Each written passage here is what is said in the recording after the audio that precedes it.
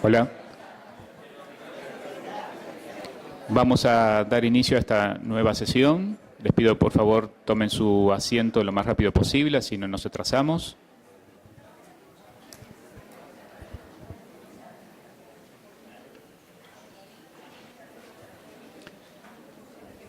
Bueno, buenos días nuevamente. Muchas gracias por estar. Vamos a dar inicio a esta mesa que con Isabel quisimos darle un título un poco más convocante, por eso le pusimos ¿qué se está haciendo con la epidemia en este momento? Para el cual convocamos a gente de mucha importancia en el tema. Nos acompaña el doctor Marcelo Vila, quien es asesor subregional para el Cono Sur en la unidad de VIH, hepatitis, tuberculosis e infecciones de transmisión sexual de la Organización Panamericana de la Salud. También nos acompaña el doctor Sergio Maulen, quien es el que está al frente de la Dirección Nacional de SIDA y ETS. Nos acompaña el doctor Miguel Pedrola, quien es director para Latinoamérica de la AIDS Healthcare Foundation.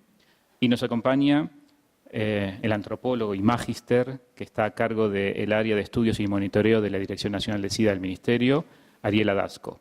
Así que, sin mucho más preámbulo, vamos a hacer las presentaciones y cuando finalicen las 4 exposiciones vamos a tener tiempo para preguntas, discusiones y comentarios. Así que muchas gracias y vamos a comenzar con el doctor Marcelo Vila. Muchas gracias.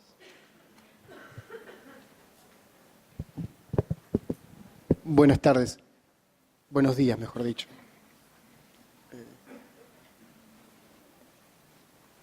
Bueno, en primer lugar, mientras colocan la presentación, el agradecimiento de rigor a los organizadores del evento por la invitación y una invitación. Como dice el título de la mesa, hablamos de epidemia. Podemos discutir si el VIH es una epidemia, una pandemia o una endemia actualmente, pero cuando hablamos de epidemia hablamos de población. Entonces, tal vez invitarlo que en estas presentaciones podamos pensar un poquito en términos poblacionales y no tanto en el paciente en términos individuales. Claramente desde la salud pública, cuando uno piensa en la salud pública, piensa en el beneficio último de la persona.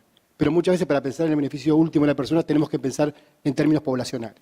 Cosa que a veces a los médicos cuando estamos solo en la parte asistencial nos cuesta bastante y es muy difícil, pero los desafíos que podamos pensar un poquito en términos poblacionales y no solo en términos individuales.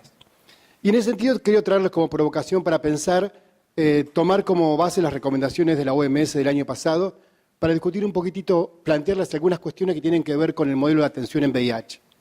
Tener en claro que a nivel global, los países firmaron en el año 2015 los Objetivos de Desarrollo Sostenible, que plantean una meta muy clara para el 2030, que es, entre otras, poner fin a la epidemia del SIDA.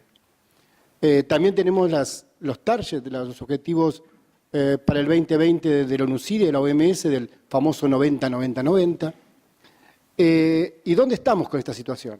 Claramente en América Latina tenemos grandes desafíos, América Latina y el Caribe, con una epidemia donde si bien la mortalidad continúa en baja, se ha mesetado en los últimos años las incidencias de nuevos casos de infección, lo cual plantea todo un desafío de preguntarnos por qué sigue mesetada la epidemia.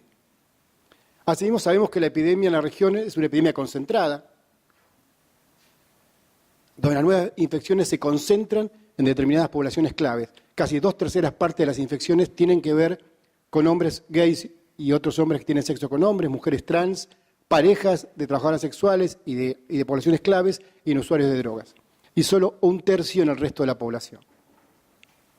¿Dónde estamos en esta mítica objetivo del 90-90-90 que podría causarnos el impacto que queremos no solamente en términos individuales, sino también en términos poblacionales?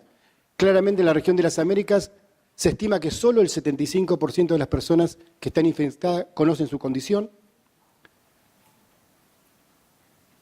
De estas, solo el 55% está en tratamiento y de estas, solo el 41% tiene carga indetectable.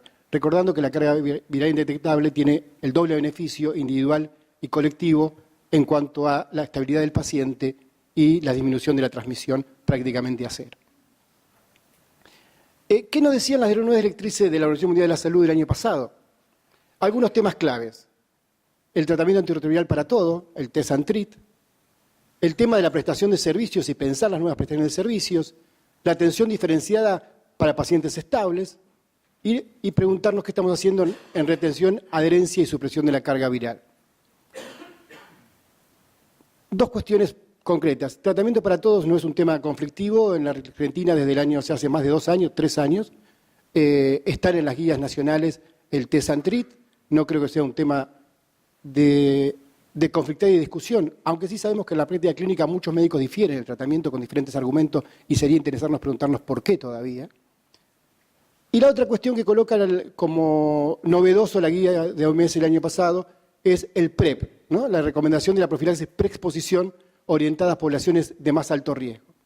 Y quiero hacer un pequeño paréntesis, salirme del tema existencial para pensar que el PrEP no es una estrategia en sí mismo, es una estrategia en el marco de una estrategia que se llama prevención combinada del VIH, donde se plantea una innumerable cantidad de intervenciones en el ámbito biomédico, comportamental y estructural que conllevan a la prevención del VIH. Y no solamente el PrEP. El PrEP no es un elemento aislado, debería estar en el marco de un servicio integrado donde se le ofrezca a la persona testeo para VIH, test and treat si es positivo, diagnóstico y tratamientos para las ITS, reducción de daños, etcétera, e incluido también para aquellas personas que lo ameritan el PrEP.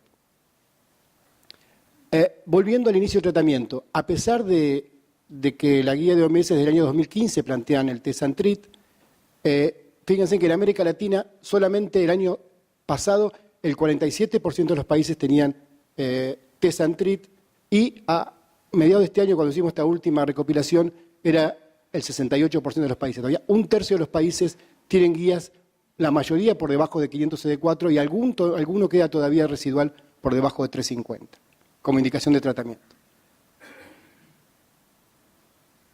Como vemos, en la región ha ido aumentando en los últimos 15 años, 16 años, el número de pacientes en tratamiento antirretroviral. Pero claramente la cobertura está muy lejos de lo que deseamos. Tenemos solamente en la región el 59% de cobertura. Y cuando lo miramos en los países, observamos que hay países que están mucho mejor en la cobertura, con menos del 40%, entre los cuales está Argentina, pero todavía tenemos países que la cobertura sobre la población con VIH estimada de tratamiento está por debajo del 30%. ¿Qué plantea la guía de OMS? Y me parece que esto es lo que quiero provocar un poco la discusión, en el tema de prestación de servicios. Claramente la OMS habla de la descentralización de la atención al tratamiento antirretroviral. Claramente la descentralización / desconcentración tiene que adaptarse a cada uno de los contextos. No es lo mismo un país como África que un país como la Argentina intermedio, como un país altamente desarrollado, pero en todo se puede plantear el concepto de la descentralización / desconcentración. Tenemos claro que tenemos un servicio en general de atención a los pacientes con VIH-Sida altamente centralizado, que muchas veces la oferta no satisface a la demanda, muchas veces con barreras geográficas al acceso, con estigma asociado al modelo de atención específico muchas veces, y dificultades en algunos centros para el seguimiento individualizado de las personas. Centros que tienen 2, 3, 4, 5.000 pacientes en algunos países de América Latina, en algunas ciudades, que muy difícilmente puede haber un tratamiento personalizado. Entonces, cuando se habla de cambiar el paradigma de la atención, respecto a no solamente la atención, sino también al diagnóstico, al seguimiento, es pensar cómo podemos partir de centros especializados hacia la descentralización, desconcentración del testeo, atención, dispensación de medicamentos, etc. Y creo que hay algunas herramientas que todos conocemos de hace ya varios años que permiten pensar este nuevo paradigma de atención al VIH. Claramente el uso de esquemas preferentes para inicio de tratamiento con coformulaciones de dosis fija. Acaban de aprobarse la coformulación de dosis fija con dolutegravir. Con antirretrovirales que tienen mejor perfil de tolerancia y menor toxicidad. Y la simplificación del monitoreo de los pacientes. Entonces son cuestiones tecnológicas que nos ayudan a pensar en la simplificación del seguimiento de los pacientes con VIH. Y la OMS plantea claramente en la guía del año pasado pensar diferentes escenarios de acuerdo a las personas. No hay un solo paciente con VIH. No estamos en los 90 donde teníamos todos los pacientes con VIH/SIDA que necesitaban tratamientos de alta complejidad, con seguimiento con médico hiperespecializado, donde estaba claramente demostrado que a mejor especialización del centro era el mejor resultado de los tratamientos. Entonces, claramente uno puede pensar como en 4 variedades de pacientes, lo que plantea la OMS. Los pacientes que son diagnosticados en periodo asintomático, que necesita una prestación de servicio determinada, el paciente con diagnóstico tardío en fase SIDA, que necesita otro tipo de atención mucho más compleja y sí hiperespecializada, y después, cuando ya los pacientes están en tratamiento, los pacientes que se pueden definir como estables y los pacientes que se pueden definir como inestables. Ahora vamos a ir un poco a la definición que plantea la OMS, y claramente en estas variables lo que plantea es que tanto la intensidad del servicio como la frecuencia, los tipos de servicio, como la ubicación del servicio puede variar de acuerdo a cada uno de estos 4 modelos de paciente. Y la OMS define claramente como paciente estable aquel paciente que estando en tratamiento hace más de un año, que sin reacciones adversas que requieran monitoreo regular, sin enfermedad actual, no estar embarazada en el caso de ser mujer y evidencia de éxito de tratamiento con al menos 2 cargas virales indetectables. Esto es una definición operativa para poder pensar los pacientes estables. Y plantea una serie de cuestiones de atención que uno puede repensar, que seguramente muchos de ustedes lo han pensado en el sector privado, pero muchas veces no se piensa en el sector público, que es las consultas clínicas con menor frecuencia. ¿Qué necesidad tiene un paciente de ir todos los meses a ver al médico? El retiro de medicamentos con menor frecuencia, que el paciente pueda retirar medicamentos por 3, por 6 meses, no tener que ir todos los meses a retirar la medicación. La atención basada en servicios de menor nivel de complejidad. Aquí hay ciudades en el interior de la Argentina donde hospitales de nivel 2 que no tienen especialistas mandan a los pacientes a la capital de la provincia todos los meses a que lo vea el médico y retiren la medicación. La cesación del monitoreo de CD4, claramente un paciente estable no necesita control de CD4 y se puede monitorear solamente con carga viral, lo que esto implica como simplificación, ahorro de costo, etc. Y fíjense, a pesar de esto, cuando uno mira en la región y se le preguntaba a los países la frecuencia de consulta del paciente estable, solamente el 32% lo hacía cada 6 meses, el 47% lo hacía cada 3 meses y el 16% lo hacía ir todavía una vez por mes. La frecuencia de retiro de antirretroviral era mejor, ya había muchos países donde aumentaba el retiro, disminuía la frecuencia de tratamiento antirretroviral. Claramente, para trabajar en retención, atención y tratamiento, todos sabemos que funcionan las intervenciones comunitarias, pero fíjense, la retención y tratamiento a 12 meses en América Latina el promedio está en el 81%, y hay países que tienen menos del 74% de retención a los 12 meses. Claramente es muy difícil pensar en el fin de la epidemia, el 90-90-90, si nosotros tenemos solamente 3/4 de pacientes retenidos al año de tratamiento. Y en el tema de herencia, que es el otro tema que plantea la guía para plantear las cuestiones que podemos contribuir a mejorar la adherencia, muchos de esos también las conocemos. El tema de las combinaciones de dosis fijas y régimen de una sola vez por día está demostrado que mejora la adherencia. El tema del trabajo de pares, las terapias cognitivo-conductal, los entrenamientos de habilidades conductuales para la adherencia, el tema de los teléfonos móviles como instrumento para ayudarlos a las personas a recordar que tienen que tomar la medicación y volver al hospital, y los dispositivos de recordatorio. Pero fíjense, la media regional de carga viral suprimida en la región es del 86% sobre lo que está en tratamiento, ¿no? Esto es diferente de la cascada 90-90-90. Pues la cascada 90-90-90 plantea sobre el denominador sean todas las personas con VIH. Pero fíjense en que solo el 86% tiene la carga viral indetectable, suprimida, en lo que está en tratamiento, con una mediana del 70%. O sea, todavía tenemos un 30% de las personas que, pese a estar en tratamiento, no tienen carga viral indetectable. Entonces, ¿qué es lo que plantea desde una perspectiva de salud pública para poder pensar en la integración de la atención del VIH en diferentes áreas de atención? Por supuesto, la voluntad política, la capacidad de un sistema de ser gobernado, que ya haya normativas vigentes, actualizadas y diferenciadas por nivel. ¿Qué puede hacer cada nivel? ¿Cómo lo tiene que hacer? ¿Cómo se supervisa? ¿Cómo se monitorea? ¿Cómo se capacitan los recursos humanos? ¿Cómo es la red de abastecimientos de insumos de laboratorio y de medicamentos? Y por supuesto el manejo de la información tan necesaria para que después Ariel nos pueda contar qué pasa con los pacientes. Conclusiones a modo de reflexión y de pregunta. ¿Hasta qué nivel el sistema de salud, del sistema de salud es posible descentralizar en el contexto de América Latina y la Argentina? Creo que esto hay que pensarlo, las formas, las maneras. ¿Cuál es el modelo de delegación de funciones adaptada a cada contexto? Ejemplo que yo planteaba antes. ¿Podemos un hospital de primer nivel, no solamente el primer nivel de atención, sino un hospital de baja complejidad, seguir pacientes con VIH? ¿Cómo? Los modelos de prestación de servicios comunitarios. Visitamos el otro día, en conjunto con Sergio, una experiencia interesantísima que hay en la ciudad de Buenos Aires. Un lugar donde se está haciendo tratamiento directamente usado para tuberculosis y para antirretrovirales a personas que están en la calle. Mayoría de esas personas que viven en la calle con tratamiento directamente observado comunitario con carga viral indetectable y curados de tuberculosis. Y consumidores de Paco. Eso, son consumidores, habitantes, modelos comunitarios de atención. El tema del acceso de salud para poblaciones claves, todo el tema del estigma, discriminación y vulnerabilidad. Esta palabra, el estigma y la discriminación, para que los que trabajamos en VIH nos parece tan ridículo, por decir la palabra, pensarlo ahora, pero cuando uno piensa en llevar el VIH fuera de los especialistas, el estigma es muy grande todavía. Y tenemos que trabajar mucho. En la medida que nosotros no saquemos, y siguiendo a la mesa anterior el tema diagnóstico, la promoción del diagnóstico, de la infectología y de la especialización, no vamos a lograr tener el 90% de las personas diagnosticadas. Y para esto tenemos que también trabajar en el tema de estigma y discriminación con todo el sistema de salud. Sistema de salud que no se encuentra frecuentemente frente a las poblaciones vulnerables, todavía tiene mucha discriminación. Y por supuesto, bueno, eliminar el estigma y la discriminación, que era el último punto.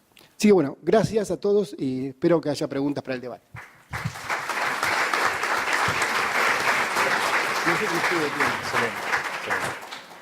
Excelente presentación, Marcelo. La verdad, un placer escucharte. Ahora vamos a escuchar al doctor Sergio Maulem. Gracias. Buenos días. También muchas gracias por la invitación. Gracias, Isabel. Bueno, este es un año de transición para la dirección de SIDA porque termina la planificación estratégica 2013-2017. Así que la idea es contarles un poco qué es lo que estamos haciendo en el fin de esta planificación estratégica y también lo que estamos pensando para la próxima etapa. Estamos en este momento ya iniciada la planificación estratégica en el país. La semana pasada se hizo la reunión en la provincia de Santa Fe para todo lo que es la región centro. La semana que viene vamos a comenzar en Salta la reunión para NOA.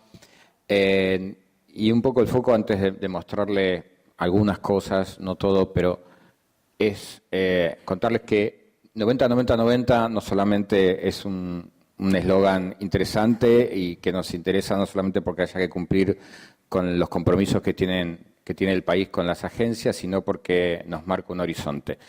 Y no sé si vamos a llegar a los 90-90-90, como la mayoría de los países probablemente no, pero por lo menos nos está empujando hacia un horizonte. Y en el caso particular de la Argentina, una reflexión para contarles por qué estamos pensando lo que estamos pensando, es que por tratarse de un país federal, nuestro lugar desde el Ministerio de Salud, que es el de proveedor de insumos y de rectoría, en realidad nos pone en la situación de estar permanentemente negociando y pensando ese trabajo particularmente con las provincias. Las provincias son los efectores, son quienes trabajan con la gente, son quienes tienen que poner manos para poder llegar a cumplir estos objetivos.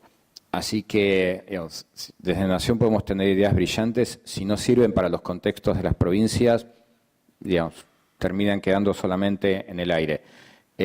Así que parte de esto de pensar qué hacer para la nueva planificación, qué hacer pensando en el 90-90-90, creo que hay algunos aportes interesantes que Marcelo contó, que yo también voy a mostrar, que tienen que ver en cómo hacer posible que se junten más manos, más gente interesada, más voluntades en las provincias, en los municipios, en las regiones, para que realmente lleguemos con un servicio que sea de calidad, con información de calidad, que los insumos estén donde tengan que estar, que las personas los reciban a tiempo. Y evidentemente todo lo que hemos hecho hasta este momento ha sido suficiente para llegar a la respuesta que tenemos ahora. Estamos bastante bien como país, pero estamos en una meseta donde no podemos, hace algunos años no podemos movernos. Y eso, una de las cosas claras creo que hay, es que tenemos que salir del mundo de las y los convencidos, del mundo de quienes trabajamos habitualmente en VIH y pensar en una respuesta más amplia. sumar otros actores, no solamente dentro del sistema de salud, fuera del sistema de salud, fuera de los y las especialistas que trabajan en VIH y también fuera de los y las organizaciones que trabajan en VIH y pensar también en otras organizaciones. Entonces, la apuesta de la respuesta intersectorial es no solamente intersectorial dentro del sistema de salud, sino también fuera del sistema de salud. Y no es tanto para cumplir con el 90-90-90 como frase, sino para poder llegar a toda la gente que lo necesita. Esto es para contarles, es la estructura clásica de la dirección de SIDA, que funciona así desde que comenzó Carlos Falistoco a estar a cargo de la dirección. Un área de prevención, estudios y monitoreos que está Ariel a cargo, un área de comunicación, el área de asistencia y el área de derechos humanos. En este momento la dirección también tiene a su cargo el programa de control de hepatitis virales y el programa de tuberculosis y lepra. El programa de tuberculosis pasó en el mes de abril a ser parte de la dirección de SIDA. Hasta, como les decía, hasta este año, hasta el año 2007, esto es lo que se propone el plan estratégico desde el área de prevención.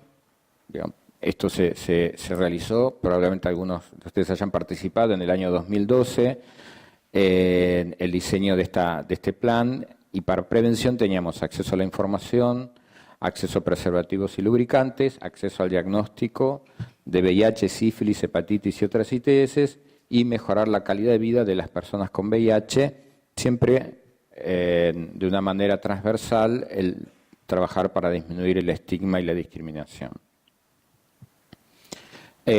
Básicamente, lo que ha hecho la dirección históricamente es proveer preservativos en una línea de acompañamiento a las provincias y a las organizaciones y también por afuera del sistema de salud. Se entregan dispensers, se entrega material de apoyo, se entrega un maletín con insumos entre los que hay un pene de madera para poder enseñar el uso correcto del preservativo. Estas son estrategias clásicas que ya tienen por lo menos 10 años en desarrollo. Se comenzó a trabajar en la formación de los centros de asesoramiento y testeo, con fuerte impulso en los últimos 2 años con el uso del test rápido para VIH en todo el país. Es una de las grandes apuestas para poder encontrar a este porcentaje todavía de personas que no lo saben, que viven con VIH.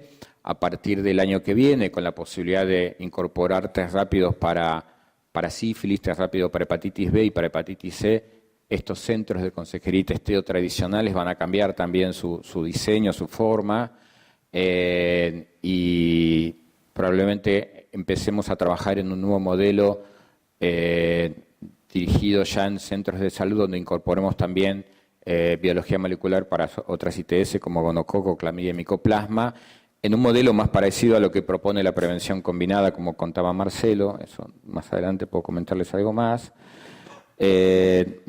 Mejorar el acceso a la información de calidad para las personas, para que tomen decisiones sobre su cuerpo de manera libre, y la descentralización de la atención de las personas con VIH, que también Marcelo recién lo comentó. No son ideas que se nos ocurrieron a nosotros y nadie los está haciendo. De hecho, hay un montón de gente, por suerte, que lo está haciendo y que no está esperando que nosotros saquemos la guía para hacerlo. De cualquier manera, hay un documento que se está trabajando con el cual vamos a impulsar que se empiece a descentralizar la atención, especialmente con foco en 2 situaciones prioritarias. Una por las distancias geográficas, y la segunda es por la concentración de pacientes, especialmente en lugares como conurbano, como Ciudad de Buenos Aires, donde los hospitales están realmente colapsados y hay capacidad en los centros de salud que están más cerca de donde viven las personas. Más allá que esas son las 2 líneas, en realidad la oferta va a ser universal. Como en todo, la dificultad es la instrumentalización de esto. Hay que cambiar desde cosas muy sencillas como la forma en que se distribuyen los medicamentos, los reactivos, las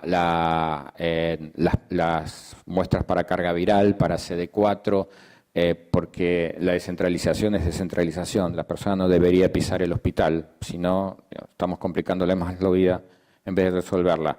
Así que eso significa un rediseño que en este momento las provincias y los municipios que lo están haciendo de manera artesanal, pero digamos, si podemos realmente darle una forma que sirva de manera universal, digamos, ya no van a estar valiéndose de favores y de conseguir prestado un móvil para llevar muestras de sangre, por ejemplo, sino que digamos, aspiramos a que haya ya una política instalada en eso. El acceso a los servicios de salud de la población LGBT, sin duda, en este momento una de las poblaciones que más nos están preocupando es la población joven, y especialmente varones homosexuales, bisexuales o que no se identifican de ninguna manera, porque son quienes en los números siguen infectándose de manera importante. Así que ese cruce entre personas de la diversidad y además de grupos etarios más jóvenes es donde, digamos, tenemos que tener también, poner mayor la atención, además porque creo que es la más difícil para llegar desde donde estamos nosotros, que son los servicios de salud. En general, las chicas y los chicos no se acercan a los servicios de salud y resuelven todos sus problemas por su cuenta, hablando con amigos, con amigas o, digamos, internet, YouTube. Y finalmente, las personas en situación privadas de libertad, que también hay un programa, que es el programa de cárceles, con el que nosotros estamos trabajando para que accedan a los mismos servicios de salud que cualquier ciudadano y ciudadano que esté libre de circulación. Estos son algunos de los materiales que estamos utilizando. Esto es para la promoción del testeo. Además de capacitar a los equipos, hay materiales de promoción para promover el testeo, materiales informando qué significa el resultado, qué significa positivo y negativo, y también hay guías para la capacitación de los equipos que realicen los estudios. Como saben, se propone que no haya necesidad de una orden médica, cualquier persona entrenada puede hacer la lectura del test rápido y cualquier persona entrenada puede hacer el asesoramiento, no importa que sea el equipo de salud o no. Lo que sí, obviamente, nos resignamos es la calidad del procedimiento, así que siempre tiene que haber control de calidad. Este siempre es el cuello de botella en la instalación de cualquier centro de consejería y testeo, ya que el control de calidad sí exige una fuerte participación de los laboratorios hospitalarios que estén en la zona donde está este centro de testeo instalado, porque necesitamos sí de ellos que pongan horas, que pongan esfuerzos y que estén haciendo el control de calidad. De cualquier manera, estamos también revisando esto con el comité asesor para ver cada cuánto se debe hacer el control de calidad, con qué nivel de rigurosidad, digamos, para que realmente no sea el cuello de botella que es en este momento y que nos limita para poder extender el servicio. Los consultorios amigables es una estrategia también que tiene casi 10 años, que fueron pensados para trabajar en conjunto con sociedad civil, con organizaciones de la diversidad, que sean promotores de servicios donde se garantiza que las personas no van a ser discriminadas. Si bien originalmente se pensó como un consultorio para trabajar VIH y en el caso de personas trans en la hormonización, en realidad en muchos lados también ha servido como una puerta de entrada para cualquier servicio hospitalario. Mucha gente no está conforme con el nombre de consultorios amigables, creo que describe una situación, no todos los lugares son amigables y de alguna manera esto permite que las personas sepan que en esos lugares hay algún dispositivo que va a garantizarles no ser discriminadas o discriminados. Esto creo que es importante, pero evidentemente no es suficiente para poder facilitar el acceso de las personas de la diversidad, especialmente quienes se sienten más excluidos por experiencias previas o simplemente por temor a la discriminación. Estos consultorios están compartiendo de alguna manera ahora como estrategia junto con el programa de salud sexual y reproductivo y han sido muy exitosos, particularmente para todo lo que es el trabajo con población trans y lo que es hormonización. Como crítica para mí de repensar los consultorios amigables es volver a trabajar un poco más en VIH y ITS, ya que el miedo a la estigmatización y la patologización de las personas hizo que a veces se concentraran más en el tema de hormonización y no se trataran los otros temas para evitar el estigma. Y ahí estamos dejando de hacer nuestro trabajo. Finalmente hay un equipo que trabaja en desarrollo territorial, que es el que da apoyo a las provincias y a los municipios. Y para mí esta es una de las grandes líneas que vamos a trabajar el año que viene. Para mí particularmente es la apuesta, que es el apoyo a la creación de los programas municipales. Los programas municipales de VIH tienen una historia dentro de la dirección de SIDA, que comenzaron a funcionar en algunas provincias que no eran tan amigables al tema, y había municipios que sí querían hacerlo. Entonces, esos municipios impulsaron programas donde se les dio apoyo, se les dio preservativos, materiales, capacitaciones, y se trabajaba en la promoción del cuidado. Con el tiempo, algunos de ellos han incorporado los centros de consejería y testeo. Nosotros proponemos que también incorporen ahora lo que es el control de salud de la mujer embarazada y su pareja, no solo con test rápido de VIH, sino también con test rápido de sífilis, y que se haga tratamiento inmediato para sífilis una vez que se haga el diagnóstico. Los programas municipales también en este momento están en condiciones de comenzar la atención descentralizada, digamos, porque tienen la estructura, necesitan esta etapa de arreglos y de capacitación de médicas y médicos generalistas y clínicos o otros profesionales que quieran hacer la atención de las personas con VIH que estén en estado crónico. También queremos sumarlos a nuestra estrategia de trabajo con hepatitis y con tuberculosis. Particularmente en tuberculosis, lo que es búsqueda activa de casos y búsqueda de contactos, que ha estado un poco abandonada en los últimos tiempos.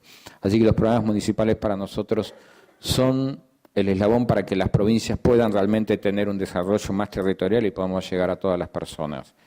De los 35 programas municipales que había cuando inició el año, vamos a terminar con más de 50, pero esperamos que el año que viene, por la asociación junto con la Dirección de Municipios Saludables, podamos pegar un salto y que esto sea mucho más importante. La idea es que de alguna manera los municipios sean la estructura de acción que lleve todas las actividades que promueven tanto la dirección como las provincias en los territorios, ¿no? La verdad es que nosotros tenemos mucha fe que los programas municipales puedan ser ese recurso humano que no tienen las provincias habitualmente. Bueno, acá simplemente para mostrar algunos materiales que se armaron para diversidad. Nosotros seguimos haciendo capacitaciones a los equipos de salud para trabajar con poblaciones de la diversidad, otros materiales que se utilizan habitualmente de promoción, el dispenser de preservativo, hay más de 3.000 lugares que tienen dispenser de preservativo y que reciben nuestros preservativos en este momento. Estamos más o menos calculando comprar 82 millones de preservativos para el 2018, que en realidad es un número aspiracional que hace varios años que se trata de llegar. Estamos este año estamos cerca de los 60, esperamos que el año que viene lleguemos a los 82, como siempre queremos. Están los llaveros, stickers y otros materiales de promoción que acompañan al preservativo. Ese dispenser tiene una particularidad, que tiene etiquetas fluo que se usan para los lugares oscuros, ¿no? Particularmente para los boliches. Sabemos que en los boliches, ya no solamente en los boliches gays, sino también en los boliches donde van chicas y chicos, se tiene sexo, y colocar al menos dispensers que sean fluo y que se puedan identificar para poder tomar los preservativos, al menos les estamos avisando que se pueden cuidar. Bueno, otros materiales los que habitualmente distribuimos. Hay 45 piezas en este momento que la dirección de SIDA está entregando, de materiales gráficos. Este es el rotafolio, que es para hacer consejería o asesoramiento cara a cara, que realmente es muy usado. Y para el 2018, no voy a repetir lo que dijo Marcelo, pero la propuesta para el 2018 desde la dirección es empezar a trabajar con el enfoque de prevención combinada. Salvo PrEP, la prevención combinada no está proponiendo otro tema nuevo, sino que está proponiendo otra forma de pensarlos y de enfocarlos. La prevención combinada tiene que ser una canasta de opciones que se tienen que adaptar a las poblaciones, a los lugares, a las regiones y tanto a las capacidades de los equipos de salud y las ONGs como a las necesidades que tiene la población. Dentro de la estrategia, de la planificación estratégica que estamos haciendo ahora, una de las propuestas con los equipos con los que nos juntamos en esos espacios es pensar cómo imaginamos el trabajo de prevención combinada por regiones y por poblaciones. Yo creo, realmente, uno no siempre comparte las ideas que traen las agencias, pero realmente prevención combinada es algo que yo creo que nos va a ayudar mucho a organizar el trabajo y a poder dar una respuesta que sea más consistente de acuerdo a las necesidades de las poblaciones. Y como comenté antes, creo que la prioridad en este caso van a ser varones gays y bisexuales y otros hombres que tienen sexo con hombres, mujeres trans, trabajadoras y trabajadores sexuales, usuarios de droga, personas privadas de libertad y otras poblaciones más excluidas. Nosotros en este momento, además por combinación con las personas que también están más afectadas con tuberculosis, estamos trabajando con grupos de migrantes, en comunidades indígenas, ahí estamos viendo también de trabajar con afrodescendientes, poblaciones donde en realidad también tienen menos acceso a algunos de nuestros servicios, a nuestras ofertas de cuidado. Y adolescentes y jóvenes también, por lo que nos están diciendo los números acá y en el mundo. Voy a apurar porque creo que estoy muy lento. Rápidamente, un par de cosas sobre el otro diagnóstico, a lo que más quería contarles. Se amplió la red de laboratorios a 25 efectores para la realización de carga viral.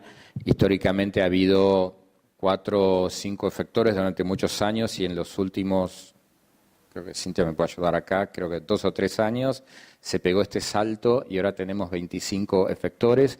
Eso ha facilitado muchísimo el acceso a la carga viral y eso ha significado que haya aumentado mucho el consumo, el uso de carga viral en las personas.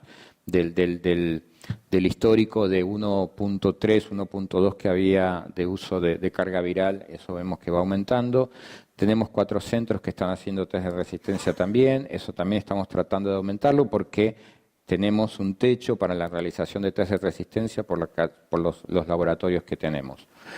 Y sí estamos quitando de la manera que lo podamos, los trámites de autorización también, para que no sea una barrera más para que la gente acceda al estudio. Pensando también en la facilidad del acceso, se instalaron equipos de CD4 móviles en servicio penitenciario y en algunas provincias donde particularmente era difícil la comunicación y el traslado de muestras. No es tan fácil, los equipos son móviles, pero una vez que se instalan en una mesada de un laboratorio es muy difícil que la gente los quiera mover. Así que si bien son equipos móviles, la mayoría están fijos, pero bueno, estamos tratando de que sirvan a su fin. Y con respecto al tratamiento, contarles, tenemos una política de medicamentos que básicamente intentamos conseguir medicamentos de buena calidad, mejores precios, porque todavía nos queda un porcentaje importante de personas que necesitan medicación y no habría ningún presupuesto que podría sostener esto.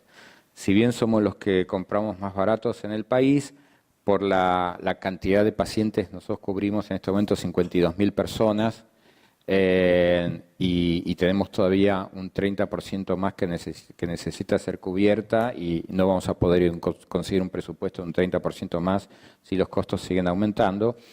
Así que hemos estamos permanentemente haciendo negociaciones con los proveedores que se presentan a las licitaciones. Hemos conseguido una reducción significativa de los precios este año por algunas estrategias de competencia que hemos puesto entre líneas. En el caso de hepatitis se pusieron a competir todas las drogas que le daban al mismo genotipo. En el caso de VIH hemos hecho algunas pequeñas competencias también entre algunos esquemas y eso nos ha permitido una reducción importante, cerca del 20% en los costos de medicamentos que teníamos ahora. Otra de las estrategias que nos ha permitido bajar bastante los costos es la compra por el Fondo Estratégico de OPS. Particularmente un caso significativo ha sido la compra el año pasado de la triple combinación Efavirenz, Steno y FTC a OPS, con lo cual ahora estamos pagando el tratamiento $120 al año de este esquema y se ha reducido muchísimo los costos del presupuesto de la Dirección, por suerte, para medicación. Ahora con el switch que tenemos que hacer con dolutegravir nos toca empezar a ver también cómo hacer para conseguir un costo que realmente sea sostenible para poder pasarlo a primera línea. Seguimos con las negociaciones conjuntas con Mercosur y UNASUR y estamos también en diálogo con los laboratorios públicos provinciales. Ahí ya con tuberculosis, el laboratorio de Río Negro nos está proveyendo la medicación para tuberculosis y hay cerca de 20 renglones de medicamentos, de antirretrovirales, medicación para oportunistas, para ITS, la talidomida para lepra, que también estamos negociando con laboratorios de producción pública. Una aclaración con esto, todas las drogas que nosotros estamos negociando con los laboratorios de producción pública son drogas con las que tenemos dificultades en las compras, porque no se presentan los proveedores, porque son drogas de bajo costo o de pocas cantidades, no convienen desde el punto de vista económico, entonces quedan los renglones vacíos, particularmente por oportunista. Históricamente hay un montón de renglones que han quedado vacíos, se tienen que hacer compras de emergencia, a veces las compras de emergencias también quedan vacías y eso significa meses sin algunas drogas disponibles. Entonces, este listado de 20 drogas que estamos discutiendo con los laboratorios de producción pública, todas tienen que ver con eso, con drogas que regularmente se caen o cuando se hacen las entregas son parciales, no hay entregas suficientes y siempre en algún momento del año el Ministerio queda desabastecido y por lo tanto los hospitales y las personas no tienen la medicación. Ese es el objetivo. También con fondo estratégico de OPS, a diferencia de otros países, no es nuestra intención salir a comprar todo por el fondo estratégico por OPS, pero sí hacer compras estratégicas que nos permitan conseguir drogas a buenos precios y poder seguir sosteniendo un presupuesto y dar medicación de calidad. Un minuto, Sergio. Gracias.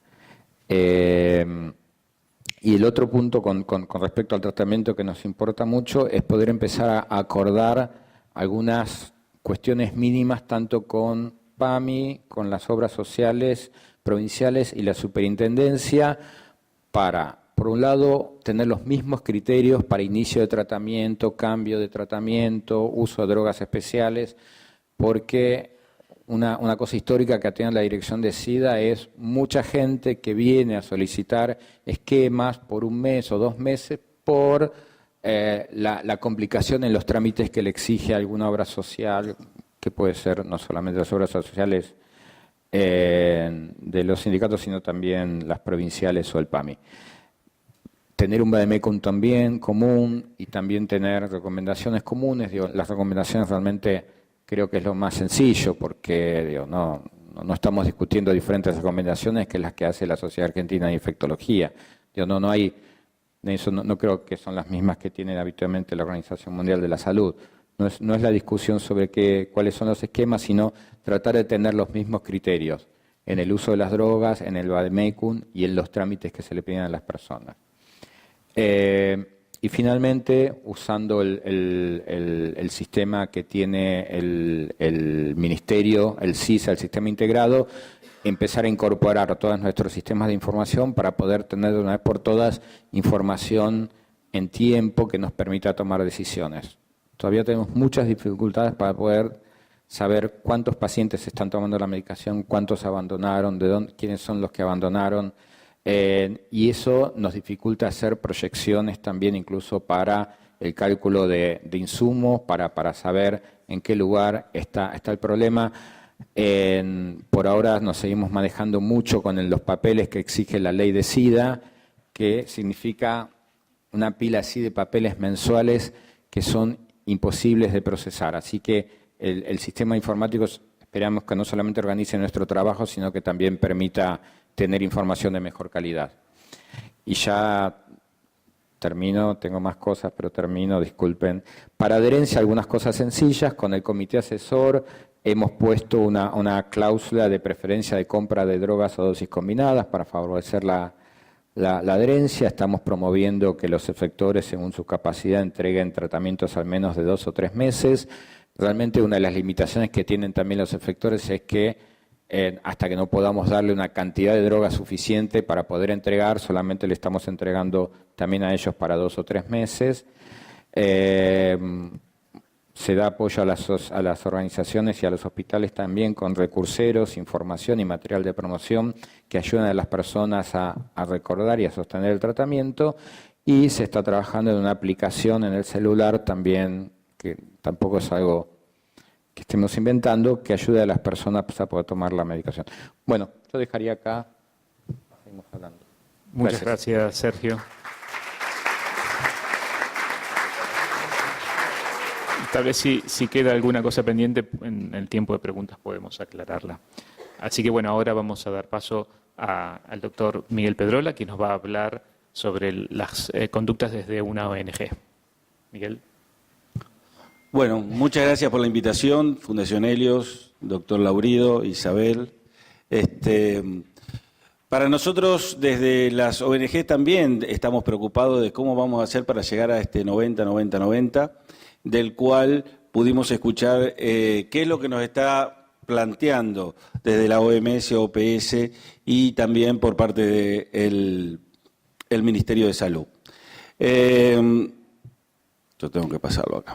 Bien, ¿qué vamos a tocar? Es un poquito ver el estado actual de la epidemia, ya lo hemos visto largamente, cuáles son las poblaciones claves y olvidadas, las respuestas de las ONG ante el 90-90-90, qué vamos a hacer ante también el primer 90, los testeos de VIH con base comunitaria, la vinculación efectiva al sistema de salud, la retención en el sistema de salud y qué va a pasar después o más allá del último 90. Bueno, estos son los datos que nos plantea el Ministerio de Salud. Aproximadamente 120.000 personas viven con VIH, esta es nuestra cascada, 84.000 de ellas están diagnosticadas, 68.000 están en tratamiento. En estos momentos me estoy dando cuenta que no veo nada, con lo cual plantea la edad ya. Y 44.880, estoy inventando ya, eso último, están indetectables. Entonces, ¿cuáles son los gaps o las brechas que tenemos que llegar a ese 90-90-90 en el 2020? Si hoy hay 120.000 personas y teóricamente 6.500 personas tenemos como nuevos diagnósticos anuales, vamos a estar en 139.500 y entonces deberíamos llegar a 125.500 personas diagnosticadas. 112.000 de ellas deberían estar en tratamiento y 100.000 aproximadamente deberían estar indetectables. Eso es el objetivo a alcanzar. Entonces vamos a hablar un poco de poblaciones claves, porque en Argentina tenemos una epidemia concentrada en poblaciones que representan a minorías y los cuales nos está mostrando que esas minorías de alguna manera no están teniendo acceso al sistema de salud. En esa torta podemos ver eso chiquitito, es población general, 0.4%, 4 por 1000. Pero cuando hablamos de personas transgénero, hablamos de 340 por 1000, y así, para no aburrirlos, hombres tienen sexo con otros hombres, están entre el 10 al 15%, usuarios de drogas inyectables están en el 7%, perdón, y las trabajadoras y trabajadores sexuales aproximadamente en un 6%. Pero también existen otras poblaciones que son olvidadas y eso lo tenemos que ver desde la sociedad civil. Y algunas que van a ser más olvidadas porque no las he puesto acá seguramente, pero pueblos originarios, y es por eso que estamos trabajando con pueblos originarios. Ahí hay una foto con el pueblo mapuche de Neuquén. Hemos discutido un protocolo conjuntamente con OPS, con la dirección de SIDA, para llevar adelante y definir cuál es en realidad la verdadera prevalencia de VIH en estas poblaciones originarias, como también en los usuarios de drogas no inyectables. Es la foto de abajo donde ya comenzamos a trabajar con las ONGs que trabajan con usuarios de drogas no inyectables, pero también existen otras poblaciones que son minorías, pero que la problemática no se le escabulle. Entonces tenemos personas con capacidades diferentes. Me acuerdo, estuve en Recife, Brasil, donde ellos tienen una prevalencia alta en sordos y estudiaron esa población y encontraron que era una de sus poblaciones claves. Las personas en situación de calle, personas privadas de la libertad, personas institucionalizadas y, como les vuelvo a decir, muchas otras que no he puesto ahí y pasarían a ser poblaciones más que olvidadas. Entonces, ¿qué tenemos que hacer antes de llegar al primer 90-90-90? Porque el primer 90 es llegar al diagnóstico. Pero ¿qué deberíamos hacer antes del primer 90? Y creo que algo que nos está faltando de implementar desde la política es la educación sexual en las escuelas. Una ley federal que tenemos, pero que no se está implementando realmente, y que en los lugares que se está implementando son con cuestiones puntuales. Escuchamos al obispo Daguer decir de que en las escuelas católicas no se va a tocar la educación sexual. Me parece que debemos de una vez por todas entender que tenemos una escuela laica y que debemos apuntar a que ese tiene que ser uno de los primeros componentes para llegar a trabajar en prevención. Y hacer real el acceso universal al sistema de salud, porque eso va a terminar con que esas minorías puedan llegar al sistema de salud y de esa manera esas minorías terminen de tener una alta prevalencia en VIH-Sida. Por lo tanto, el uso del preservativo, algo que parece que estaba por sobredicho, como vamos a ver luego en un trabajo que tenemos, solamente el 16% de las personas que deberían usar preservativo lo usan siempre. Y por tanto, hacer realidad el involucramiento efectivo en todas las estrategias de prevención a las poblaciones claves. No podemos nosotros hablar de las poblaciones claves cuando no somos miembros de esas poblaciones claves y por lo tanto no podemos definir qué van a hacer ellos cuando ellos mismos no están involucrados en esas estrategias. Y desde ya algo que ya se viene hablando, la prevención combinada, de la cual creemos que debemos apoyar. Por lo tanto, vamos al primer 90. Ese es un trabajo que ahora estoy inventando porque ya sí que no veo, pero es un trabajo que presentamos en París, lo presentó una colega nuestra que trabaja dentro de HF, Natalia Hack, pero es un trabajo que también tuvo que ver Marcelo, y mostramos qué es lo que encontramos en 30.013 testeos que hicimos en todo el país y cuando tomamos la encuesta de riesgo previa, encontramos que solamente, no recuerdo exacto, pero creo que es el 14,5% de las personas usaban siempre preservativo. Por lo tanto, importante, empecemos a entender de que el preservativo sigue existiendo, que el preservativo sigue siendo la forma más económica de prevenir infecciones de transmisión sexual y embarazos no deseados. Y por lo tanto, volvamos nuevamente a retomar lo que en los años 90 hablábamos y hacíamos mucho esfuerzo con preservativo. Por eso nuestra estrategia de este año en la primavera fue forremos la primavera y empezar a trabajar un poquito con la palabra forro. ¿Y cómo vamos a alcanzar el primer 90?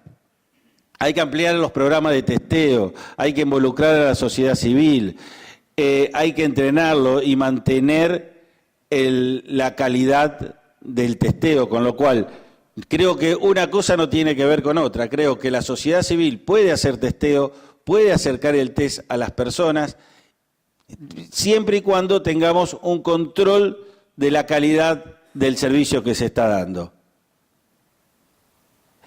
Este es el mismo trabajo que también presentamos en París, en el cual en 30.013 test que hicimos en toda la Argentina, llegamos a tener una prevalencia del 0.9%.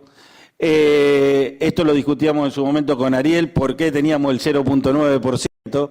Y la verdad, y ahí le tengo que dar la derecha a Ariel, yo creo que estamos demostrando que estrategias de testeo en población general, en espacios públicos y abiertos, también son importantes para acceder a estas minorías o a estas personas que son parte de esta epidemia concentrada. Con lo cual, desde ya que es más costo-beneficio llegar directamente al lugar donde se concentra estas comunidades o estas poblaciones, pero hay personas, y sobre todo hombres que tienen sexo con hombres, bisexuales, que no concurren a los lugares que normalmente va la población gay, porque no se asumen como gay, porque a su vez tienen familia y porque la única manera de ellos de acceder al sistema es a través de encontrárselo en una plaza, porque estas mismas personas tampoco van a ir al sistema de salud a pedirle al médico que le haga el test. Otro tema que no tiene que está acá, que no lo toco acá, pero que también es importante que nosotros los médicos empecemos a pedir el test de VIH en una rutina diaria y no solamente por la cara del paciente. ¿Cómo alcanzamos el segundo 90? El segundo 90 es importante, nosotros tenemos un programa de vinculación efectiva, o sea, toda persona que se realiza el test y resulta positivo al test, no tiene un diagnóstico, estamos de acuerdo, pero a esa persona la vinculamos al sistema de salud. De esa manera, esa persona que va a ser vinculada al sistema de salud es donde va a terminar con su médico llegando a un diagnóstico. Y esto pasa a ser un monitoreo de calidad para cuando brindamos nuestros servicios. ¿Cuántas personas tuvieron resultados positivos y cuántas personas fueron vinculadas? Todo eso está en el trabajo que se presentó en París. Yo estoy tratando de ir un poco más rápido para no dormirlos tanto, y aparte porque estamos cerca de las 12, en algún momento vamos a tener que almorzar. Sugerencia. ¿Y cómo llegamos al tercer 30? Es importante, programas de adherencia. Nosotros estamos trabajando en reuniones de pares y reuniones con parejas de pacientes, o sea, con parejas serodiscordantes, y trabajamos con la pareja negativa para que pueda entender de la problemática por la cual está atravesando su pareja, y que muchas veces, más allá de que sea un comprimido, no es fácil tener adherencia en el mismo. Entonces, y eso piénsenlo también ustedes, sobre todo los que somos médicos, es muy importante que entendamos esto, porque muchos de nosotros necesitamos la pastilla de la presión, del colesterol o etcétera, y van a ver que nos olvidamos muchas veces o frecuentemente las tomas. Los programas de retención, trabajamos muchas veces en el apoyo económico de la persona. Muchas personas no tienen para llenar la tarjeta del subte y pagarse un subte, y para pagarse un subte o pagarse un colectivo, y entonces eso hace de que esa persona no pueda venir al sistema de salud. Y también el apoyo legal, el entender de que las personas que tienen VIH no son culpables y que los servicios de salud son servicios que se le brinda a cualquier persona, y no es que se le está haciendo un favor a una persona con HIV por ir a un sistema de salud. Los programas de manejo holístico de personas transgénero, tenemos la ley de identidad de género, pero en muchos lugares todavía se lo ve como una patología. Y entonces esas personas transgénero no se sienten aceptadas por el médico porque de entrada lo ve como que ya está enferma porque es transgénero. Entonces tenemos que empezar a cambiar nuestra cabeza. Y desde ya, programas de acceso efectivo al trabajo. Nosotros en estos momentos ya tenemos casi 10 personas trabajando con nosotros con VIH, porque es la mejor manera de trabajar en prevención, darle la posibilidad a las personas que se reinserten laboralmente, y desde ya planteando de que debemos de una vez por todas tener una ley en la cual elimine la posibilidad de que en un prelaboral se le tenga que hacer un VIH a una persona. Pero, ¿qué va a pasar más allá del 90-90-90? Necesitamos una nueva ley de VIH, SIDA, ITS y hepatitis virales. Hay 2 proyectos, creo que los 2 proyectos son bastante semejantes y que algunos de esos 2 proyectos deberían estar saliendo antes de fin de año. Hay uno en la Cámara de Diputados y otro en la Cámara de Senadores. Pero también tenemos que pelear desde las ONG por los precios y las patentes de los medicamentos. Es importante entender de que los medicamentos pasan a ser un derecho para la salud y por lo tanto no podemos dejar de que solamente la industria farmacéutica defina los precios de los mismos. El Foro de Latinoamérica y el Caribe, en noviembre estamos reunidos en Haití, ONGs, miembros de la comunidad científica y miembros de agencias y de los estados para discutir y plantear de qué manera vamos a poder llegar realmente o cómo podemos hacer para llegar a este 90-90-90. El año que viene Argentina va a ser presidente del G20. En nuestro caso estamos representando a la sociedad civil en el C20 y es una buena alternativa para impulsar cuestiones que nos interesan a los latinoamericanos y no solamente cuestiones que le interesen a los grandes del G20. Argentina sigue siendo un miembro del G20, pero que tiene problemáticas como de muchos otros países que no son miembros. Tengamos en cuenta enfermedades olvidadas, tuberculosis, sobre todo multiresistencia de tuberculosis y muchas otras enfermedades a las cuales no le estamos dando la importancia que tienen. Y entre esos nos vemos como por ejemplo Chagas y otras enfermedades que continuamente vemos en los consultorios en el interior del país. Fund the Fund es una estrategia que tenemos para juntar dinero para el Fondo Global contra la Tuberculosis, Malaria y VIH. Desde hace varios años se juntan 13.000 millones de dólares de los países más ricos para poder ayudar a los que menos tienen. Lamentablemente la epidemia fue cambiando y esos 13.000 millones de dólares siguen siendo los mismos, cuando en realidad necesitamos 26.000 millones de dólares. Por lo tanto, le estamos pidiendo a países como China, a países como Estados Unidos con Trump, que por favor piense de que no viven en una isla y que por poner un paredón no van a frenar la problemática del VIH-Sida.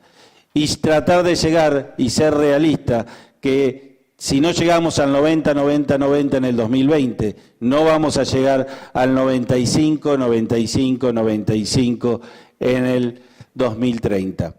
Y esto es para concluir qué es lo que estuvimos viendo, cuáles son las 4 etapas donde podemos trabajar.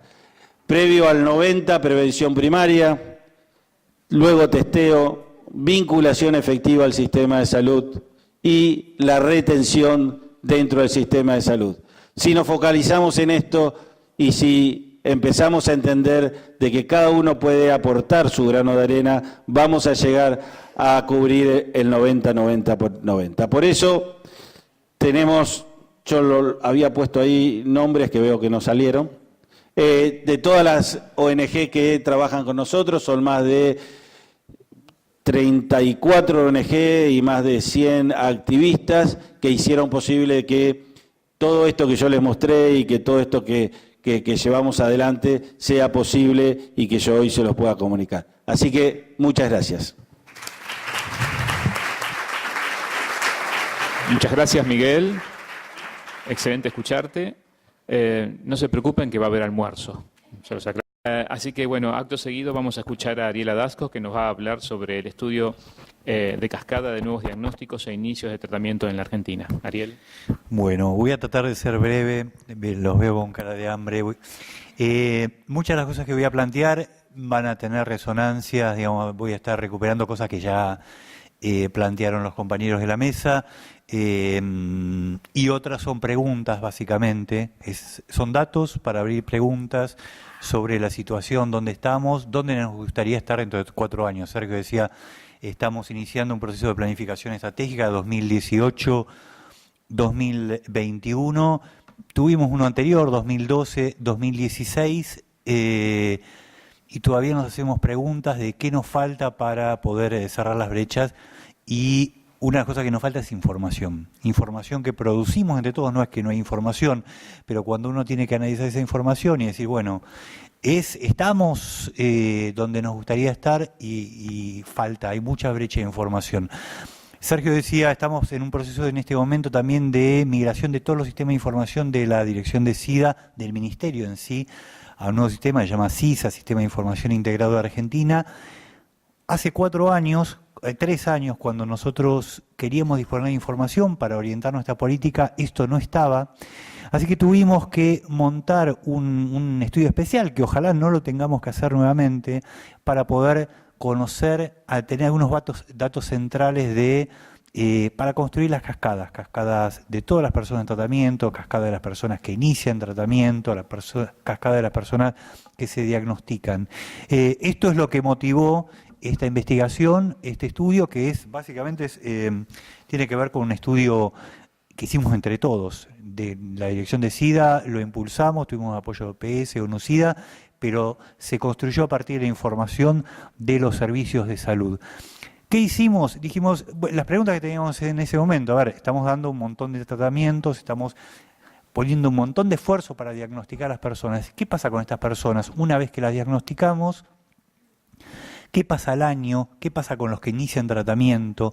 Entonces, lo que hicimos, voy a ir rápido toda esta parte, es armar 2 grupos. En ese momento, en 2014, todavía no habían cambiado las guías nacionales, el criterio para iniciar tratamiento era menos de 500 CD4, salvo algunas excepciones.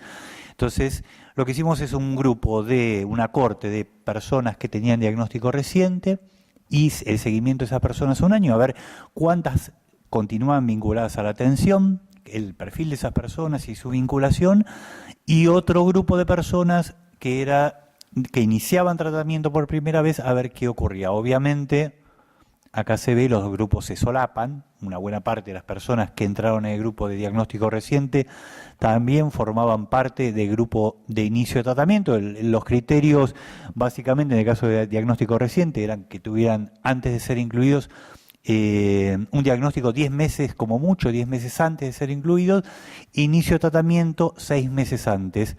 Y después incluimos 3 meses después, ¿por qué? Porque los que estaban diagnosticados en algún momento de los meses posteriores a su vinculación, los médicos le indicaron inicio de tratamiento. Y estos son los números que quedaron: 580 para un grupo, 453 para otro. Rápidamente, simplemente la caracterización de este grupo, el primer grupo de diagnóstico reciente. Nosotros tenemos una vigilancia universal desde la década del 90 en Argentina, tenemos bases de datos de personas con diagnóstico de VIH, tenemos base de datos con 140.000 personas diagnosticadas con VIH o SIDA. Ahora, esa vigilancia universal pierde algunas cosas. Acá lo que resalté son justamente algunas de las cuestiones que está perdiendo esa vigilancia universal. Fíjense que casi 1/3 de las mujeres embarazadas, un poquito más de 1/4, fue diagnosticado en el marco de un embarazo.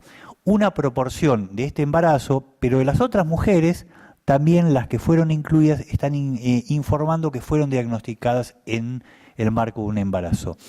4%, casi el 4%, ahí está redondeado, de las personas diagnosticadas son trans. Esto se nos escapa, están invisibilizadas en la vigilancia universal.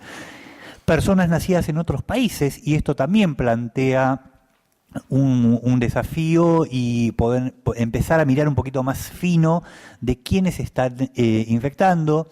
Miguel hablaba de poblaciones invisibilizadas, no sé si olvidadas, pero por lo menos invisibilizadas como mínimo, y también deberemos mirar ahí. Les preguntamos a las personas su ocupación y la mayoría de las personas tenían ocupas, estaban trabajando, pero sobre todo en el mercado informal, ¿sí? Una marcada diferencia en el nivel de educación de las mujeres y de los varones, lo cual también es un proxy para pensar de qué nivel socioeconómico vienen las mujeres que se están infectando y de cuál los varones. Sí, y fíjense que el 75% de los varones de 15 a 24 años se habían infectado durante relaciones sexuales desprotegidas con otros varones. Cuanto más jóvenes, más prevalece estas prácticas como forma de contraer el virus, y a medida que aumenta la edad empieza a prevalecer, en el caso de los varones, las relaciones heterosexuales. Solicitud de la prueba, esto es muy interesante. Fíjense que en el caso de los varones tenemos 1/3 que solicitó la prueba por demanda espontánea, por propia iniciativa, cosa que cae en las mujeres a un 20%. Fíjense, las chicas trans, casi la mitad se diagnosticó por haber solicitado la prueba. Y en el gráfico de la derecha lo que tenemos es esto diferenciado por grupo de edad. Los varones, cuanto más jóvenes, más demandan la prueba, y a medida que crecen, empieza a caer la demanda de la prueba, y en el caso de las mujeres es al revés. Cuanto más jóvenes, más oferta de los servicios de salud, y acá tiene que ver mucho el tema del embarazo, y a medida que van aumentando en edad, más las que se están diagnosticando, incide más la demanda de la prueba, y esto también plantea una pregunta, digamos, que tiene que ver con los servicios, estas mujeres que recurrentemente pasan por los servicios de salud y muchas veces no se les ofrece la prueba de VIH. Preocupante estos dos números que tenemos acá. El 40% fue diagnosticado en el marco de algún evento clínico, con la presencia, o sea, casi la mitad. ¿Sí? Esto es cuán tarde estamos llegando y cuántas dificultades hay para los que trabajamos en los servicios de salud de llegar antes a estas personas. Y el cuadro de la derecha lo que está mostrando es estas personas por género, cómo se habían diagnosticado, las que tenían una prueba previa. Fíjense que casi el 10% de los varones, casi el 10% de las mujeres y también de las chicas trans tenían una prueba negativa el año anterior, dentro de los 12 meses previos a este diagnóstico positivo. Esto también plantea, bueno, en qué marco y en qué condiciones estamos solicitando las pruebas en los servicios, que la persona tiene una prueba y a los 12 meses cae con diagnóstico positivo. Brevemente, esto ya lo sabemos, el estadio clínico también a la izquierda por género y a la derecha el nivel de CD4. Fíjense, también estamos llegando muy tarde en cuanto a la distribución, a cómo viene inmunológicamente y clínicamente. Este es un dato también interesante. El diagnóstico tardío acá está medido en los que fueron diagnosticados en un estadio SIDA o con algún evento clínico que no marcaba SIDA, pero que claramente estaba vinculado con la infección. Y fíjense, las que mejor llegan son las amas de casa, que muchas de ellas eran mujeres embarazadas, y cómo a partir de ahí, fíjense, trabajo formal, ¿sí? Los que buscaban trabajo, el trabajo informal, los jubilados, que son poquitos, pero son los que, nadie tiene ningún tipo, el servicio de salud, a pesar de que quizás son los que más usan los servicios de salud, nadie se le ocurre ofrecerle alguna prueba de VIH si no aparece con alguna situación concreta. La retención al año. Bueno, a ver qué pasó con estas personas al año de haberse sido incluidas en el servicio de salud. Fíjense que más del 90%, casi el 93%, continuaba vinculada a la atención. Hubo algunos que cambiaron de hospital, pero continúan vinculados a la atención. Y un 4,5%, casi un 5%, había fallecido. un dato interesante de las personas que fallecieron, eran 25 personas, ¿sí? El 84% había sido diagnosticada tardíamente, con una infección avanzada. Sobre todo acá es, bueno, la letalidad mucho más importante, obviamente, entre estas personas.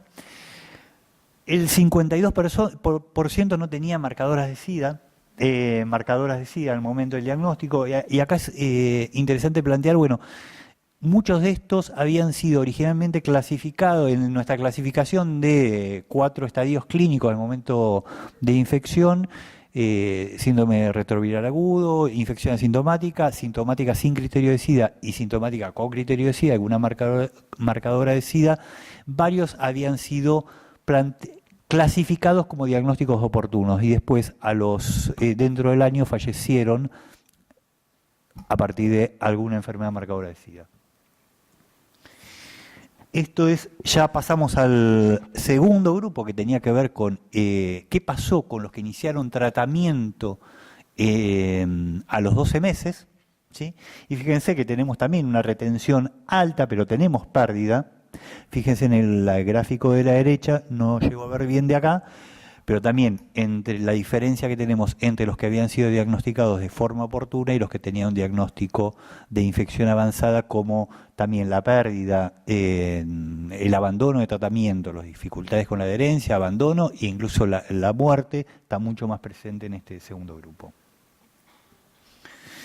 Esto creo que ya es casi la última.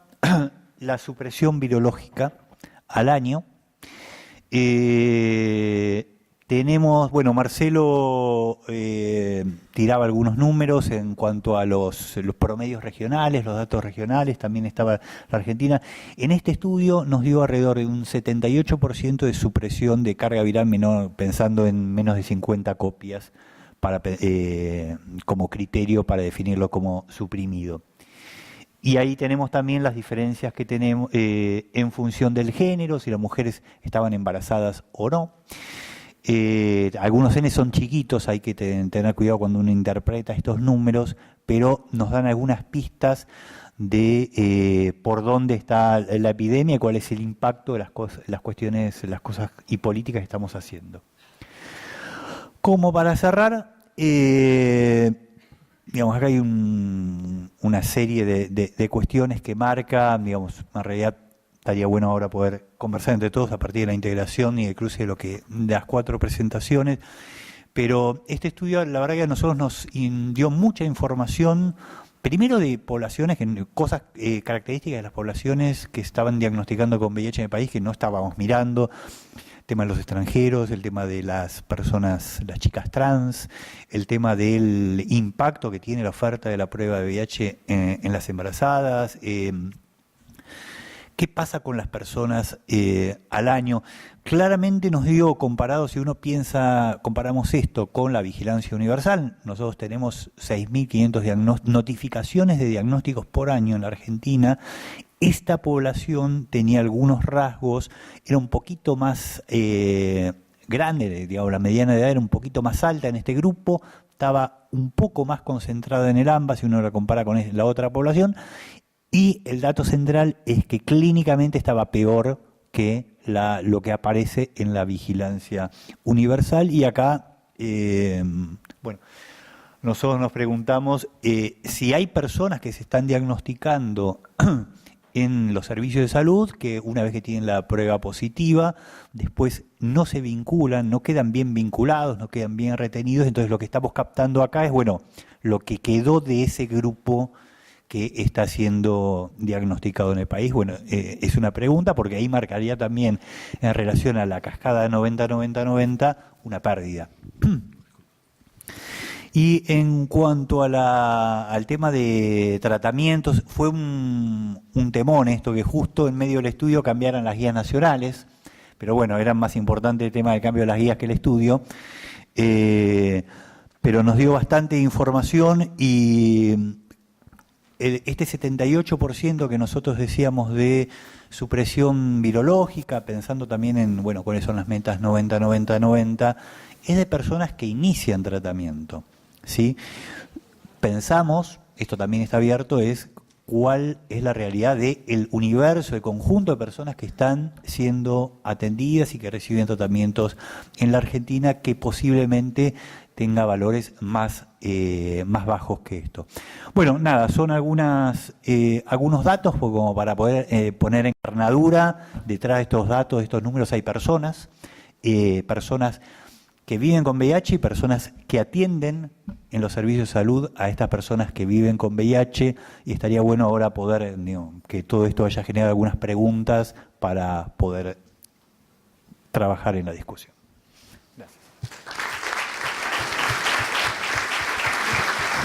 Muchas gracias, Ariel. Realmente muy ilustrativo lo que has comentado.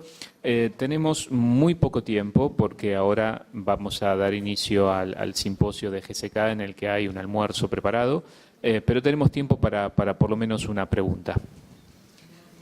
Sí, Claudia. Buenos días a todos y felicitaciones, porque fue una mesa muy interesante, se dijeron muchas cosas interesantes, pero yo me quiero resaltar algo que dijo el doctor Maulen sobre el proyecto de centro de testeo comunitario de HIV y ETS y hepatitis, que sería muy interesante tratar de acoplar eso a la vacunación de hepatitis B, porque realmente la tenemos hace bastante tiempo y sin embargo no está llegando al adulto joven con ETS, digamos que es una población específicamente donde está indicada. O sea que sería interesante aprovechar esta experiencia para acoplar la vacunación de virus B. Brevemente, en realidad también con la gente de vacunas estamos trabajando esto. Sí, lo tenemos en... Sí, mi nombre es Héctor Laplume, yo soy integrante de la Comisión de SIDA y ETS de la Sociedad de la SADI. Y estamos muy preocupados por la ley que está en diputados, porque tiene algunas cosas positivas, como es que no se necesita la firma de un médico para pedir el testeo, pero por otro lado sí mantiene la necesidad de un consentimiento informado escrito, con lo cual hace que muchos colegas vean un inconveniente, digamos, para poder pedir el testeo. Y por otra parte, formula que en la parte de aconsejamiento debe estar integrada una persona viviendo con HIV-Sida, con lo cual es algo, digamos, una aclaración muy linda, pero que en la práctica realmente, tanto en los consultorios privados como en la práctica hospitalaria, se hace bastante complicado. Entonces realmente no sé cómo piensan instrumentar o que se podría llegar a instrumentar eso. Por otro lado, también hay la creación de un observatorio que realmente parece que sus funciones se superponen bastante con lo que es el Consejo Asesor. Yo creo que los proyectos de VIH, que hay uno que está en diputados de ley y otro que está en senadores, fueron cambiando durante las comisiones y en realidad el de diputados ese creo que es el que, por lo que veníamos hablando hoy, es el que menos posibilidades va a tener de seguir adelante. En el que existe en senadores no tiene lo que plantea, sí, el consentimiento informado. Pero se trabajó mucho en la metodología que pone OPS para llevar adelante el testeo y se basa sobre eso. Con lo cual, sí se mantiene el consentimiento informado, sí se saca la prescripción médica para llegar al test, pero no la necesidad de una consejería con una persona que viva con VIH. Eso se deja de lado, no está. Y lo del observatorio realmente no lo recuerdo. No, una aclaración igual de todas maneras con esto. La guía de OMS plantea consentimiento informado, no consentimiento informado escrito. Claro, ese es el problema. Lo escrito es potestad de cada país. Digo, no estoy tomando partido, estoy diciendo digamos lo que dice la guía. La guía dice consentimiento informado, las 5C. Claro, porque el consentimiento informado escrito significa verdaderamente una traba para poder hacerlo. Y en la práctica, nosotros que estamos atendiendo HIV-Sida hace 30 años, estamos incorporando, lo hemos incorporado ya, una oferta a todo paciente que viene a la consulta y a ninguno le hacemos firmar el consentimiento informado. ¿Está de acuerdo? se deja consignado la historia. Pero realmente el tener un formulario que deba firmar, realmente impresiona que es una traba, ¿no? ¿Una pregunta más? Sí, yo. Estaba, Doctor Maulén. Estaba ella antes. Ok. Te la permito después, te la permito. Sí, es un interrogante para todos, una observación y una pregunta para usted, doctor.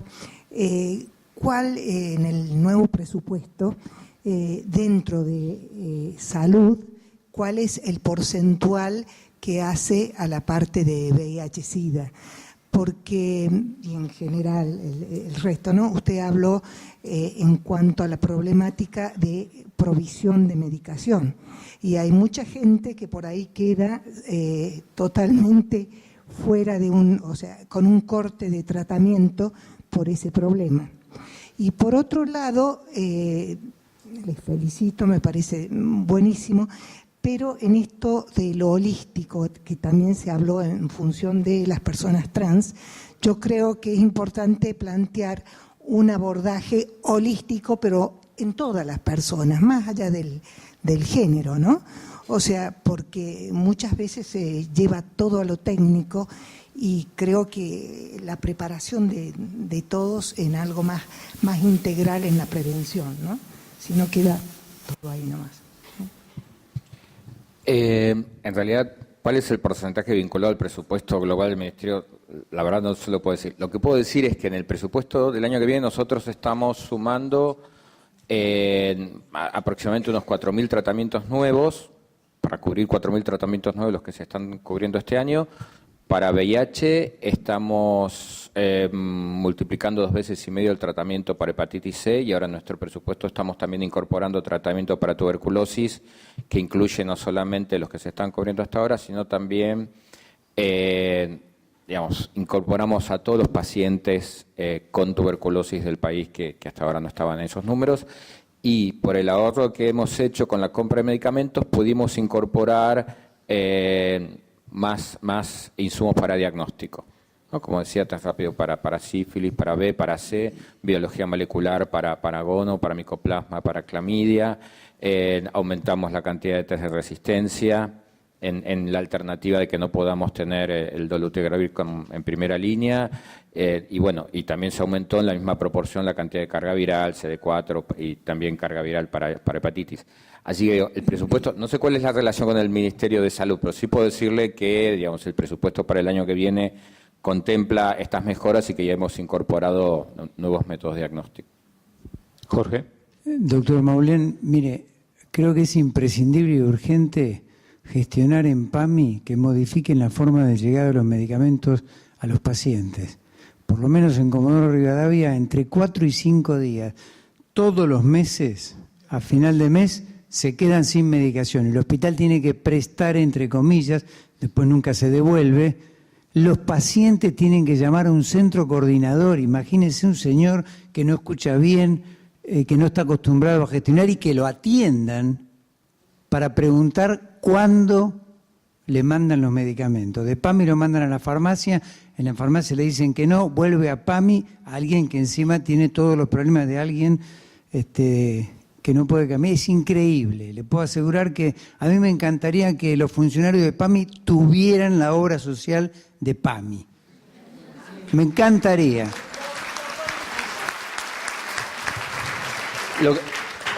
Lo que les puedo contar, nosotros hemos tenido ya reuniones con la gente de PAMI, ellos acordaron en seguir nuestros mismos lineamientos, les contamos estas dificultades que no las sabían con las personas que nosotros hablamos, porque también en la oficina y en el ministerio de la gente que más pasa a buscar medicación porque no llega a tiempo es gente de PAMI, así que también lo vemos acá en Buenos Aires.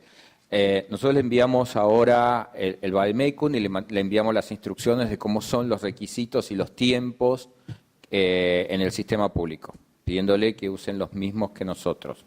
Pero bueno, seguramente vamos a seguir necesitando reuniones para ir acompañándolos en este cambio. Lo que puedo decir es que nos dijeron que sí, que les parecía bien y que se iban a seguir nuestras mismas políticas. en las próximas reuniones les podemos contar cómo seguimos, pero por lo menos, digamos, nos pareció que era sincero la intención de alinearse con los mismos requisitos que hacemos nosotros y los mismos tiempos. Sí, Bueno, ahora sí, la última. Sí, buenos días. Mi nombre es Luciana Moreno, del Hospital Público de La Matanza. Mi consulta es en cuanto a las autorizaciones de CD4 y carga viral que dijeron que tienen como objetivo quitarlas. ¿Cuál es, digamos, el seguimiento o la trazabilidad de aquellos pacientes si sacamos las autorizaciones en cuanto a trazabilidad de paciente y costos? ¿Sí? ¿Cuánto hacemos para el consumo? Porque nosotros pedimos reactivos en función de ese consumo. Si no tenemos las autorizaciones, ¿cómo se hacen? No, pero el cálculo de insumos no tiene nada que ver con las autorizaciones. El cálculo de insumo tiene que ver con, digamos, lo que uno utiliza y lo que espera que va a mejorar. Una cosa yo les estoy pidiendo en todos lados es que se junten los coordinadores de los programas, los responsables con los responsables del laboratorio y que haga una proyección de todo eso.